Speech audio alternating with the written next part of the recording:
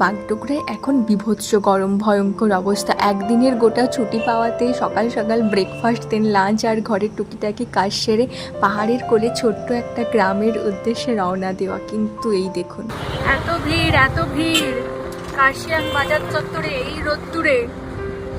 মানুষ কি আর বেঁচে থাকতে পারে এত গরমে? কোন শখেতে পাহাড় আসা? রোহিণীর পর থেকে একটু এসিটা শুরু হয়েছিল, তারপরে আবার সূর্যি মামা এমন দিল না ভালোবাসা,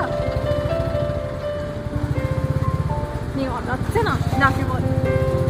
আকাঠটা রোদ্দুরে জ্যামে পড়ে মুড গেছে একদম বিগড়ে।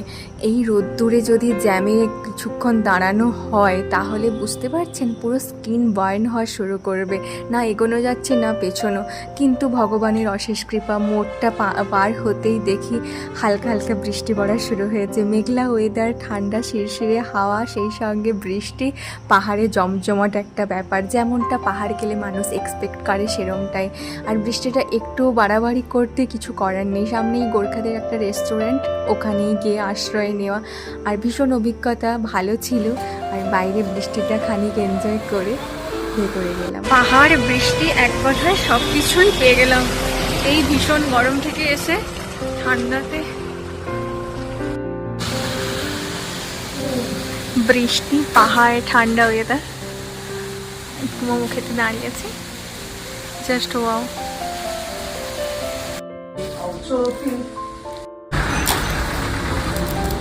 सर्विसियो No, एयरफोर्स एयरफोर्स से और सिक्किम 97 में सिक्किम में था मैं। उसके बाद दुधिया दुधिया सुपर है ना। চা, মোমো, ম্যাগি খাওয়ার পর বৃষ্টিটা একটু ধরলে তারপরে আমরা বেরিয়ে পড়েছি। আর গুগল ম্যাপই তো ভরসা। আর এই দেখুন, পাহাড়ের আর এক মোড় নিতে না নিতেই বৃষ্টির কোনো চিহ্নই নেই। কখনো ভাবাই যায় না যে খানিক আগে এতখানি বৃষ্টি শুরু হয়েছিল। প্রত্যেক মোড়ে মোড়ে পাহাড়ের খুনসুটি যেন লেগেই আছে। হ্যাঁ, বলতেই তো ভুলে গেছি, আমরা যাচ্ছি বেলতা রিসর্টে। আর পাশেই একটা পাহাড়ি নদী আছে, যা আরও সুন্দর। ফটোতে দেখেছি তো, ওই হিসেবে ডেস্টিনেশন ফাইনাল করেছি। যাই হোক, অনেকখানি রাস্তা ওপরে ওঠার পরে আবার নিচে নামতে হবে। আর এই রাস্তাটা ভীষণ ভয়ঙ্কর ছিল। আমি একটু ভিডিওটা ফাস্ট করে দেওয়ার জন্য এতটা বোঝা যাচ্ছে না, পুরো চিৎকার চেঁচামেচি করতে করতে মানে প্রাণটা হাতে নিয়েই নেমেছি। খানিক রাস্তা খারাপ ছিল, তারপর রাস্তা ভীষণই সুন্দর। প্রথমে মনে হচ্ছিল জঙ্গলের মধ্যে দিয়ে কোথায় যাচ্ছি। তারপর ওই যে পাহাড় যে কখন পদে পদে এত সারপ্রাইজ রেডি করে রাখে সেটা বলাই যায় না, আর ভাবাও যায় না, গেস করাও যায় না। যাই হোক, আর একটা মোড় নেওয়ার সঙ্গে সঙ্গে সামনের প্রকৃতিটা সম্পূর্ণ চেঞ্জ হয়ে গেছে। একটা স্যাটিসফাইং একটা ব্যাপার। এতখানি রাস্তা রাইড করে আসার পরে যখন সামনের প্রকৃতিটা এত সুন্দর সারপ্রাইজিং ওয়েতে ওয়েলকাম করে না, তখন সমস্ত ক্লান্তি আর রাস্তার জার্নি সব চলে যায়। আর বাকি দৃশ্যটা এতটাই সুন্দর, যা ওয়াও, জাস্ট হাঁ করে দেখতে দেখতে বাকি পথটা অতিক্রম করেছে। বাকি পথটা কোনো বকবক নয়, জাস্ট এনজয় দ্য ভিউ। राहों में तन्हा हूँ, साथ ले चल यूं, संग तेरे सफर पूरा करूं। क्या कहूँ ऐ जिंदगी,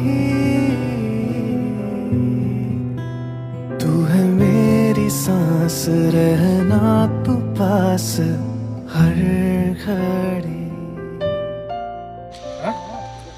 বেশি আছে, প্রচুর বাইক আমার তো ভয় লাগে, দাদা গড়িয়ে গড়িয়ে গড়িয়ে গড়িয়ে নামছে। ওভাবে বলিস না, আরে জ্ঞান নেই না। জাস্ট অসম্ভব সুন্দর।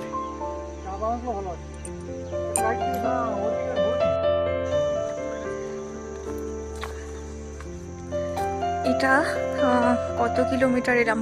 প্রায় 66 কিলোমিটার মতন হবে আমরা এসেছি কার্শিয়াং হয়ে। এত অসম্ভব সুন্দর জায়গাখানা, জাস্ট পাহাড়ের কোলে একটা ছোট্ট গ্রাম। আর গ্রামটা আসছি আসছি। আর গ্রামটা এত সুন্দর, মানে ক্যামেরাতে তো এক্সপ্রেস করা যায় না, বস যাই বলে নাও তাই বলে নাও, ক্যামেরাতে যতটা আসছে তার থেকে অনেক বেশি সুন্দর জায়গাটা। আর এইসব জায়গা হচ্ছে শহরের কোলাহল থেকে পালিয়ে বেড়ানো মানুষদের জন্য best. Just look at this.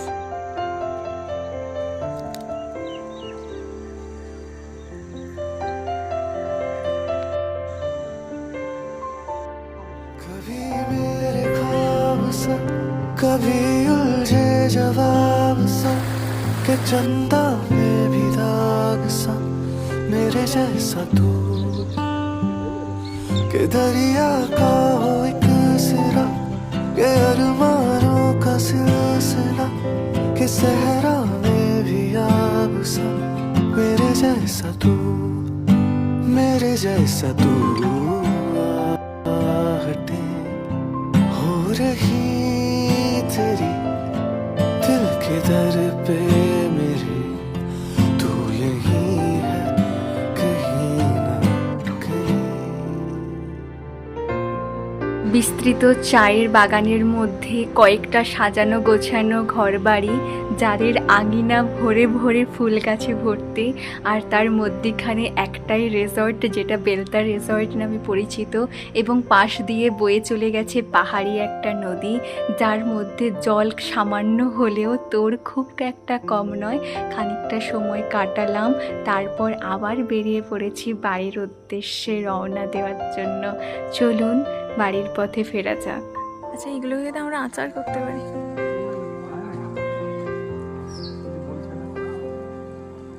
পাকেনি বলে একটু সাইডে দিও না।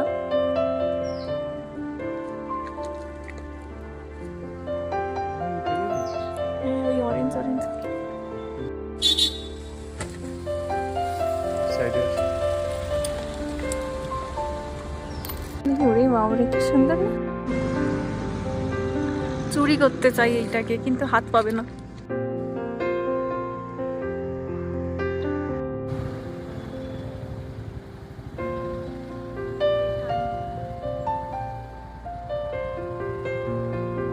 যাওয়ার পথে কার্শিয়াং মার্কেট চত্বরে সেই ভীষণ ভিড়ের সম্মুখীন হলাম।